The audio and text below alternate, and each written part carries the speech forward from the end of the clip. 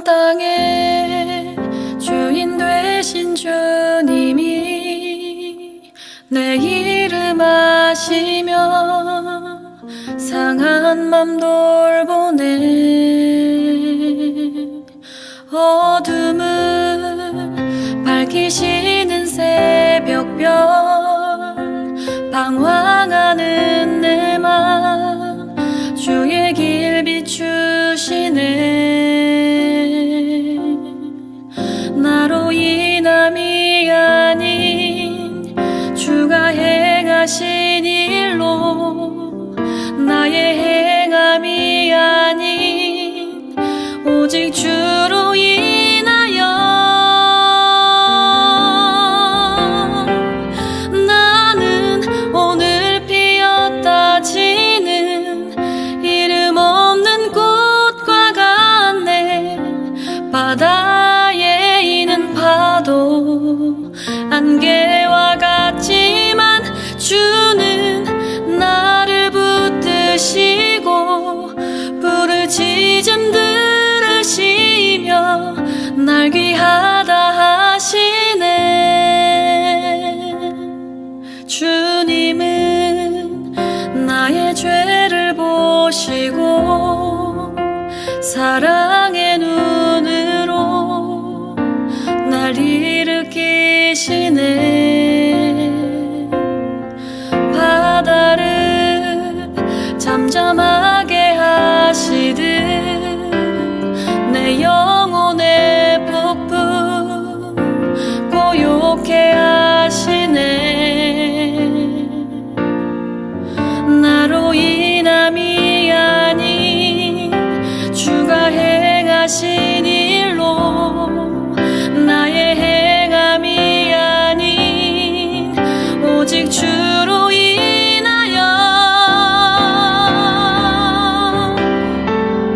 나는 오늘 피었다 지는 이름 없는 꽃과 같네. 바다에 있는 파도 안개와 같지만 주는 나를 붙드시고 부르짖음 들으시며 날 귀하다 하시네.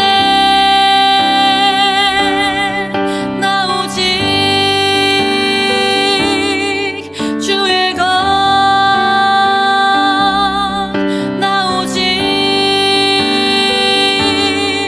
주의 것, 나 오직 주의 것, 나 오직 주의 것.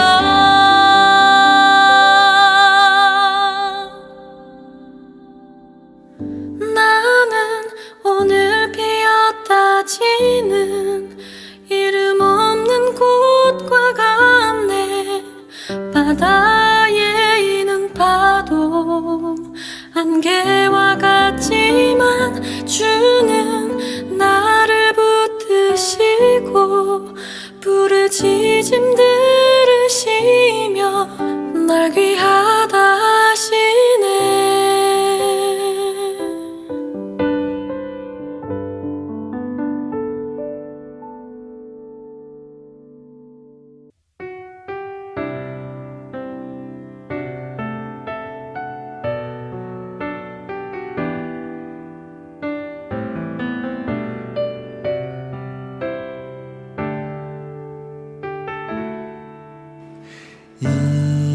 이곳에 생명샘 솟아나 눈물 고작 지나갈 때에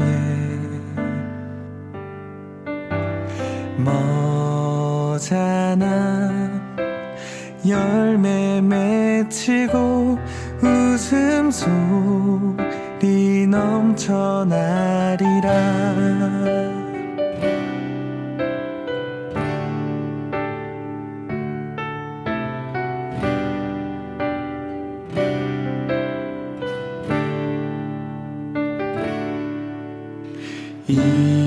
이곳에 생명샘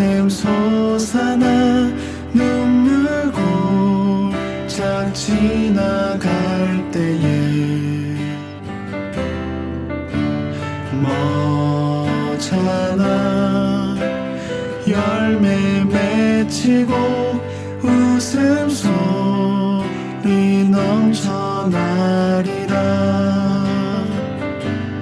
꽃들도 구름도 바람도 넓은 바다도 찬양하라 찬양하라 예수를.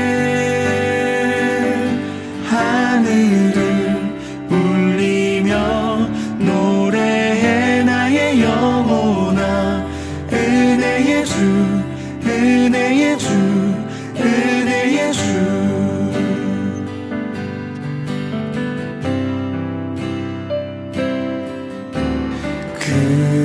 그날에 하늘이 열리고 모든 이가 보게 되리라.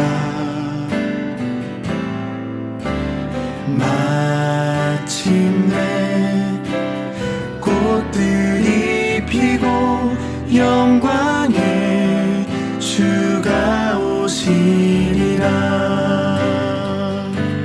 꽃들도 구름도 바람도 넓은 바다도 찬양하라 찬양하라 예수를.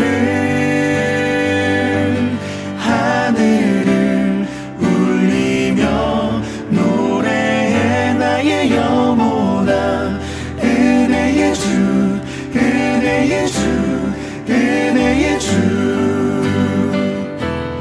꽃들도 구름도 바람도 넓은 바다도 찬양하라 찬양하라 예수를. 하늘을 울리며 노래해 나의 영혼아. 은혜의 주 은혜의 주 은혜의 주. 꽃들도 구름도 바람도 넓은 바다도 찬양하라 찬양하라 예수를. 하늘을 울리며 노래해 나의 영혼아. 은혜의 주 은혜의 주 은혜의 주. 은혜의 주 은혜의 주 예수.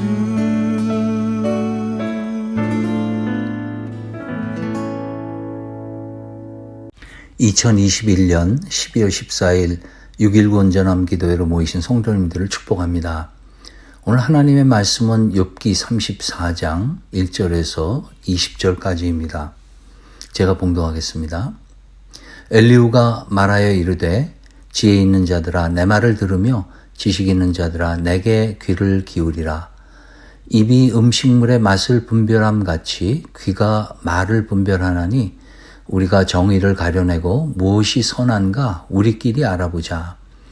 욥이 말하기를 내가 의로우나 하나님이 내 의를 부인하셨고 내가 정당함에도 거짓말쟁이라 하였고 나는 허물이 없으나 화살로 상처를 입었노라 하니 어떤 사람이 욥과 같으랴. 욥이 비방하기를 물 마시듯 하며 악한 일을 하는 자들과 한패가 되어 악인과 함께 다니면서 이르기를 사람이 하나님을 기뻐하나 무익하다 하는구나. 그러므로 너희 총명한 자들아 내 말을 들으라. 하나님은 악을 행하지 아니하시며 전능자는 결코 불의를 행하지 아니하시고 사람의 행위를 따라 갚으사 각각 그의 행위대로 받게 하시나니 진실로 하나님은 악을 행하지 아니하시며 전능자는 공의를 굽히지 아니하시느니라. 누가 땅을 그에게 맡겼느냐? 누가 온 세상을 그에게 맡겼느냐? 그가 만일 뜻을 정하시고 그의 영과 목숨을 거두실진데 모든 육체가 다 함께 죽으며 사람은 흙으로 돌아가리라. 만일 내가 총명이 있거든 이것을 들으며 내 말소리에 귀를 기울이라. 정의를 미워하시는 이시라면 어찌 그대를 다스리시겠느냐? 의롭고 전능하신 이를 그대가 정죄하겠느냐? 그는 왕에게라도 무용지물이라 하시며 지도자들에게라도 악하다 하시며 고관을 외모로 대하지 아니하시며 가난한 자들 앞에서 부자의 낯을 세워주지 아니하시나니 이는 그들이 다 그의 손으로 지으신 바가 됨이라. 그들은 한밤중에 순식간에 죽나니 백성은 떨며 사라지고 세력 있는 자도 사람의 손을 빌리지 않고 제거함을 당하느니라. 아멘. 오늘 말씀에 나오는 엘리후는 람 족속 부스 출신 사람으로서 그 이름은 그는 나의 하나님이시다라는 뜻입니다. 욥의 세 친구와 달리 엘리후는 아버지의 이름이 함께 소개됩니다. 아버지의 이름은 바르겔로서 하나님이 축복하셨다는 뜻입니다. 엘리후는 욥과 친구들의 대화가 다 끝난 후에 등장하는데 친구들 중 제일 젊습니다. 연장자인 친구들의 발언은 엘리후를 실망시켰고 그래서 연소자이지만 더 침묵할 수 없었던 엘리후가 말을 시작합니다. 그는 세 친구들의 문제점들을 지적하지만 또한 욥의 문제점들도 지적합니다. 오늘 말씀은 엘리후의 두 번째 발언에 관한 내용입니다. 엘리후는 하나님께서 정의롭다는 것을 적극적으로 변호하면서 다른 세 친구들과 같이 욥이 겪고 있는 고난은 욥의 죄 때문이라는 행위 화복의 원리를 주장합니다. 2절에서 엘리후는 지혜 있는 자들아 내 말을 들으며 지식 있는 자들아 내게 귀를 기울이라고 합니다. 이 말은 엘리후가 32장부터 계속해서 내 말을 들으라고 반복해서 하고 있는 말입니다. 이렇게 엘리후가 자기를 들으라고 반복해서 말하는 이유는 자신이 나이가 적기 때문에 다른 사람들이 자신의 말을 듣지 않는다는 그런 자격지심에서 나온 것이 아닌가 생각합니다. 그는 욥이 말했던 내용을 세 가지로 정리하고 있습니다. 첫째는 자신은 의로우나 하나님이 자신의 의를 부인하셨다는 것입니다. 두 번째는 자신은 정당하나 하나님이 자신을 거짓말쟁이라 하였다는 것이고 세 번째는 자신에게는 허물이 없으나 하나님이 자신에게 상처를 입히셨다는 것입니다. 이 세 가지 내용은 이렇게 보면 실제로 욥이 한 말들이기 때문에 엘리후가 정리한 것이 별 문제가 없어 보입니다. 욥이 한 말들을 이렇게 요약한 후에 엘리후는 욥의 이런 주장들을 반박하면서 욥의 세 가지 잘못을 지적합니다. 첫째는 욥이 비방하기를 물 마시듯 한다는 것입니다. 두 번째는 욥이 악인들과 한패라는 것이고 세 번째는 사람이 하나님을 기뻐하는 것이 무익하다고 주장한다는 것입니다. 엘리후는 이렇게 욥의 문제를 지적하면서 욥을 비난하지만 세 가지 비난에 대한 구체적인 근거와 이유는 명확하게 제시하지 못합니다. 저희는 이미 욥기 1장에서 욥이 어떤 사람인지를 잘 알고 있습니다. 엘리후가 지적한 세 가지 잘못은 욥의 중심까지 보고 계신 하나님도 모르는 그런 것들입니다. 그러므로 엘리후가 분명한 근거가 있어서 욥에게 이런 비난을 하기보다는 현재 상황을 보고 추측을 해서 이야기하는 것에 불과합니다. 각 사람의 다양한 상황을 고려하지 않은 채 자기가 알고 있는 이론에 매달려서 추측으로 남을 비난하는 엘리후의 잘못된 모습에서 우리가 배울 것이 있는 것 같습니다. 엘리후의 근본적인 문제는 4절에 잘 나타나 있습니다. 4절에서 엘리후는 우리가 정의를 가려내고 무엇이 선한가 우리끼리 알아보자라고 합니다. 그리고 그렇게 가려내고 알아보는 방법으로 3절에서 귀로 분별할 수 있다고 말합니다. 정의와 선을 듣는 말로만 분별할 수 있을까요? 그럴 수 없습니다. 우리가 누구에 대해서 평가하고 분별하려면 그 사람의 그 당시의 말뿐 아니라 그의 살아온 삶도 자세히 보아야 하는 것입니다. 사역을 하다 보면 답답할 때가 있습니다. 어떤 문제가 생기면 사람들이 지금까지 쌓아온 그런 삶이나 관계 혹은 사역의 열매는 다 잊어버리고 눈앞에 있는 문제만 보고 판단하는 것입니다. 성도 간의 관계가 신뢰에 바탕이 되어져 있지 않을 때 생기는 현상입니다. 말이라는 것은 상황에 따라 또는 어떻게 말하는가에 따라 완전히 다르게 전해질 때가 있습니다. A라는 뜻으로 한 말이 이상하게 완전히 반대의 말로 들려서 곤욕을 치른 경험은 아마 우리 모두가 적어도 한 번쯤은 가지고 있는 것이 아닌가 생각합니다. 우리가 누구를 평가하려면 말뿐만 아니라 그 당시의 상황, 지금까지 같이 생활하면서 보아온 그 말하는 사람의 삶, 또 그 사람의 삶에 맺히는 열매, 이런 것들을 다 같이 고려해야 하는 것입니다. 엘리후는 욥이 자신의 상황에 대해 억울하다고 하는 것을 악하다고 보았습니다. 왜냐하면 욥이 억울하다고 하는 것은 그에게 고난을 허락하신 하나님이 악하다는 뜻이나 다름이 없다고 생각했기 때문입니다.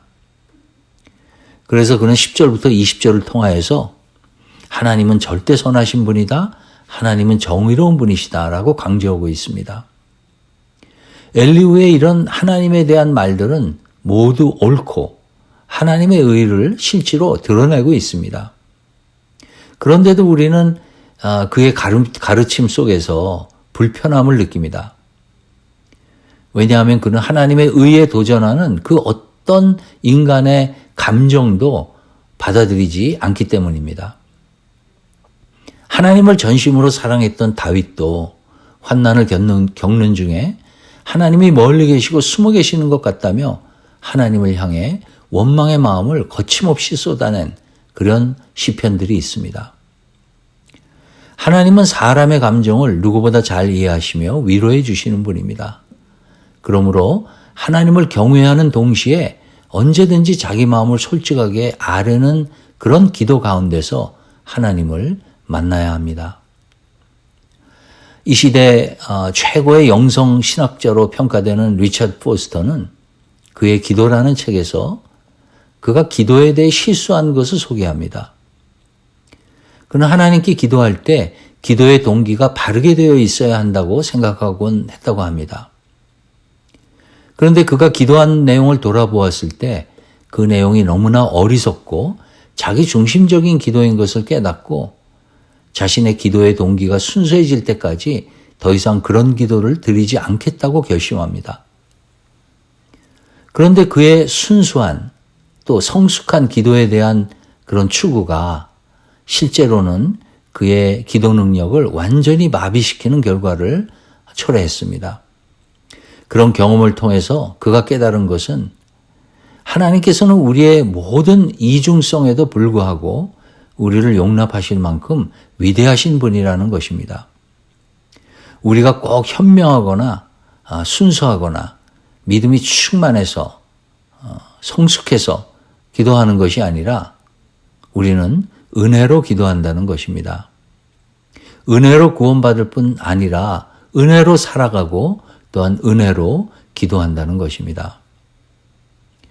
그러면서 리처드 포스터는 그의 책에서 단순한 기도를 소개합니다. 단순한 기도는 우리의 있는 그대로를 숨김없이 하나님께 내놓는 기도입니다. 사랑하는 아버지 앞에 서 있는 아이들처럼 우리의 마음을 열고 우리의 마음속에 있는 그것을 그대로 요청하는 것입니다. 리처드 포스터는 그의 책에서 다음과 같이 역설합니다. 우리는 가장 기본적인 기도를 멸시하고 싶은 유혹이 있다. 특히 현학적인 사람들이 더욱 그러하다. 그들은 보다 성숙한 기도를 드리겠다는 소망으로 단순한 기도를 건너뛰려고 애쓴다.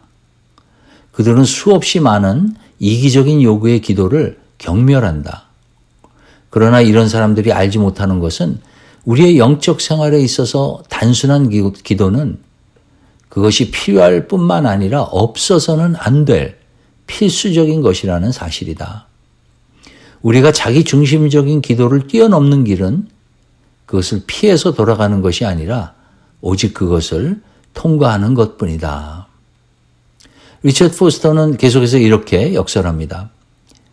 우리는 하나님께 자유로이 불평도 하고 따지기도 하고 외치기도 해야 한다. 그렇다. 하나님께서는 우리의 분노와 좌절과 실망까지도 완전하게 처리할 수 있다. C.S. 루이스는 말하기를 우리 안에 있어야 할 것이 아니라 우리 안에 있는 바로 그것을 하나님 앞에 내려놓으십시오라고 했다. 우리 안에 있어야 할 것이 아니라 우리 안에 이미 있는 그것을 하나님 앞에 내려놓으라고 말했다는 것이죠. 우리의 불순종까지도 아버지의 품에 안겨드려야 한다. 하나님께서는 그 무게를 지탱할 만큼 강하신 분이다. 죄는 분명히 우리를 하나님에게서 분리시킨다. 하지만 죄를 피하는 것은 우리를 더욱더 하나님으로부터 멀어지게 한다. 에밀리 그리틴이 말하기를 주님은 우리가 넘어졌다가 다시 일어날 때 우리를 가장 사랑하십니다 라고 했다. 참 귀한 말씀이라고 생각합니다. 우리는 견디기 어려운 고난이 올 때 욥과 같이 하나님의 선하심과 의로우심을 의심합니다. 하나님이 선하시다면 어떻게 나에게 이런 일이 일어나는가? 중요한 것은 하나님께서는 우리의 마음을 이미 다 알고 계시다는 것입니다. 그리고 그 하나님은 우리의 연약함을 아시고 이러한 의문과 원망도 이해해 주실 수 있는 크고 강하신 분이시라는 것입니다. 우리가 우리의 마음속에 있는 모든 것을 가지고 솔직하게 하나님께 나아갈 때 우리는 조금씩 하나님을 닮아가며 하나님의 뜻을 깨달을 수 있습니다. 혹시 우리가 겪는 고난의 의미를 완전히 깨닫지 못한다 할지라도 하나님의 신실하심에 우리를 온전히 맡길 수 있는 그런 마음을 주시는 것입니다. 오늘도 우리가 가지고 있는 문제와 의문들, 그것들을 가지고 하나님 앞에 나아가서 솔직하게 아뢰는 우리 모두가 되길 바랍니다. 그리고 그런 기도 속에서 하나님의 한없는 은혜와 위로를 경험하는 우리 모두가 되길 주님의 이름으로 축원합니다. 이 시간 말씀을 생각하시면서 함께 기도하시겠습니다. 인생에 닥친 고난으로 인하여 생긴 하나님에 대한 의문과 불평을 하나님께 가지고 나아가는 그 자체가 믿음입니다. 하나님이 그러한 우리를 이해해 주실 수 있으신 넓고 크신 은혜의 하나님이시라는 믿음인 것입니다. 이 시간 기도하실 때 우리가 당하는 고난이 우리가 감당할 수 없는 크기일지라도 어떤 고난보다 더 크신 하나님을 의지할 수 있도록 기도하겠습니다. 그리고 들리는 말로만 사람을 판단하기보다는 사람들의 상황과 환경, 삶 자체를 보고 판단할 수 있는 영적 분별력을 위해서 기도하겠습니다.